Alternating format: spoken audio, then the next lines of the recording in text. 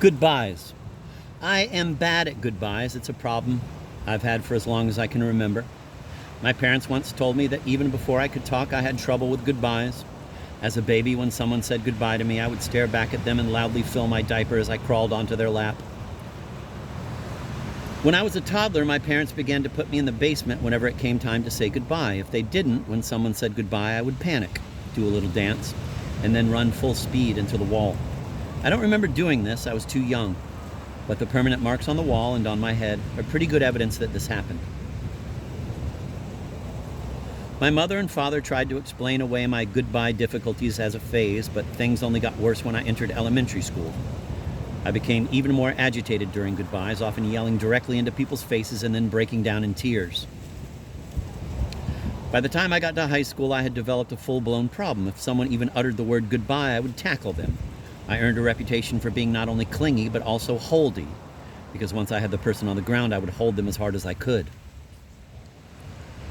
When I left for college, I didn't know how to say goodbye to my family, so I just snuck out of the house the night before while everyone was sleeping. I think my parents understood that I needed to do that, even if they were a little hurt by it. Unfortunately, I somehow managed to ruin that goodbye after I ran into our dog, Buster, on my way out of the house. Saying goodbye to Buster proved to be so difficult that I ended up throwing him directly at my parents, who were sleeping.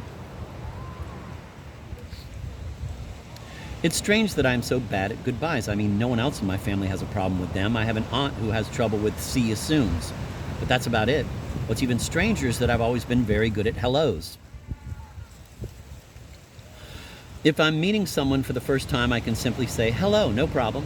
And I can also change it up pretty easily if the situation calls for it. For example, if I'm meeting an attractive woman for the first time, I'll say, hello, in a very seductive way as I look her body up and down and slowly walk around her.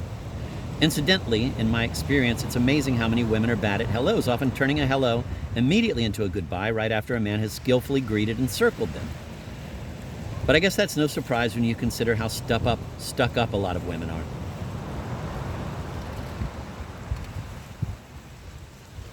Anyway, I thought that waving might be a good way to get better at goodbyes, so I focused on that for a while. But even waving presented challenge. Anyway, I thought that waving might be a good way to get better at goodbyes, so I focused on that for a while. But even waving presented challenges. Sure, I can easily wave hello, I mean, who can't? But when I try to wave later on in the conversation as a goodbye, I get tripped up and just end up saying hello again. Sometimes, to avoid the inevitable awkwardness, instead of saying goodbye, I'll just keep the conversation going. Then I don't have to deal with the goodbye at all. That's not always the best tactic, though. I once ended up getting married because of it. When the relationship finally did end, the best I could do was toodles. Man, that definitely did not help things when our divorce went to trial. I saw a therapist for a while. Whenever I went to see him, we would stand in his office and say goodbye to each other for the entire session, which inevitably put a lot of pressure on the end of every session. It often made leaving his office very confusing. Part of the problem, he told me, is that I suffer from what is called separation anxiety, coupled with a more serious condition called separation aggression.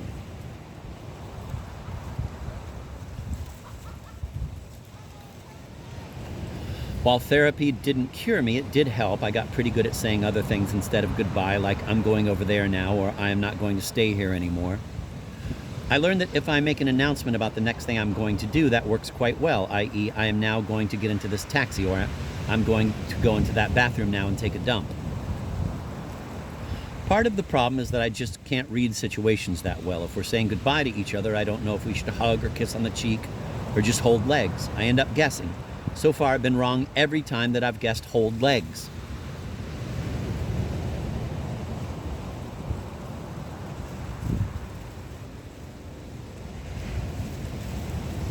My friend John is so good at goodbyes, he can say anything and it sounds right, like cheerio or peace or I'll see you in hell. That guy is prolific at goodbyes. Not me. I probably couldn't even say goodbye to someone who was falling off a cliff. The best I could do is shrug and make a face like, well, what can you do about cliffs? It's not all bad, though. When I want to seem distant, not being able to say goodbye works well for me. One time I broke up with this girl and she said goodbye. I didn't say anything. Then she said, aren't you going to say anything? I said, no U-turns. She walked away, thinking that I said something deep, but I was just reading a nearby sign out loud. People sometimes ask me what I'm going to say when it comes time to die. I honestly don't know. I'll probably go, ugh, and make believe that I died. And then after everyone leaves, I'll really die. But I bet by then our society will have robots that can help you say goodbye, or there will be some sort of self-puppeting thing you can hook up to yourself to do it for you. Hey, look, what's that behind you?